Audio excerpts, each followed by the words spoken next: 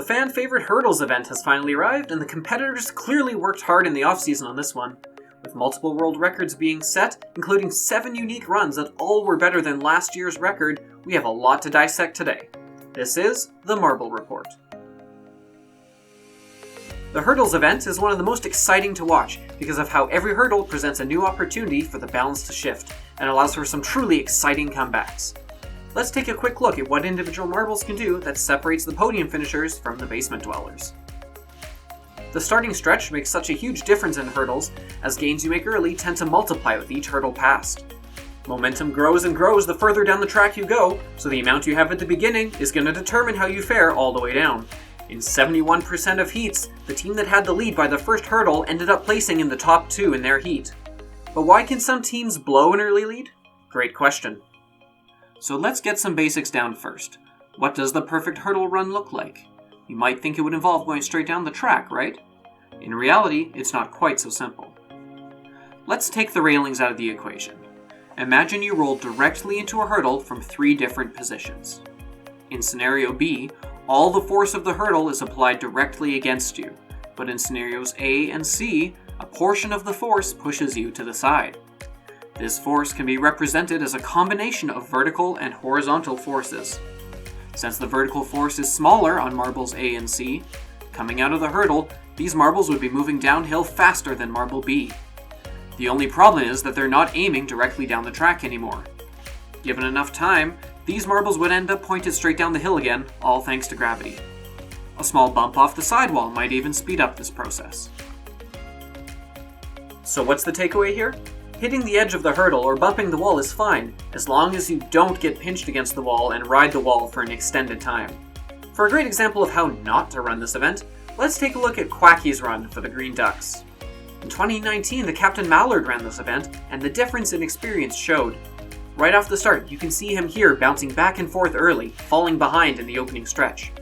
Then on the 2nd, 4th, and 5th hurdles, you can see how Quacky gets pinched up against the wall, dropping him far behind the other competitors.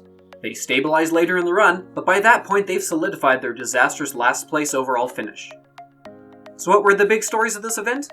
Continuing with the worst of the bunch, Mello Yellow showed definitively that last week's bronze was in fact a fluke, sinking right back to a 14th place finish, eager to reclaim their basement crown by blowing a promising early lead.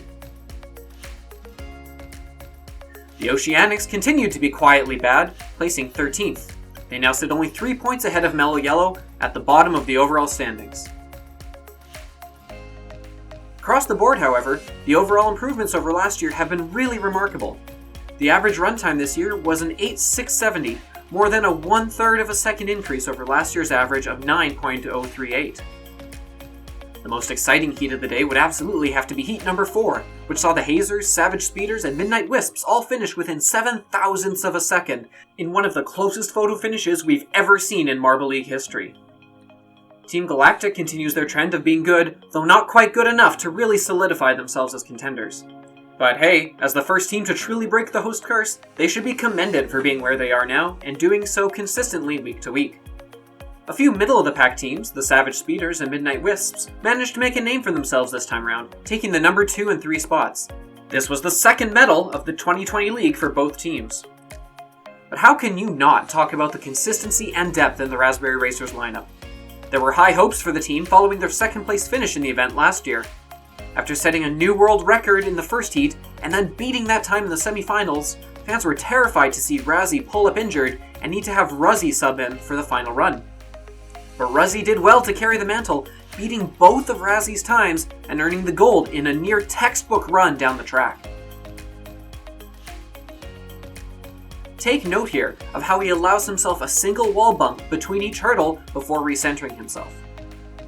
The first place finish helps narrow the gap between the top 3 and the rest of the league, though that top 3 ended up settling into an incredibly tight race, with only 1 point separating the O'Rangers, Minty Maniacs, and Crazy Cat's Eyes at the top.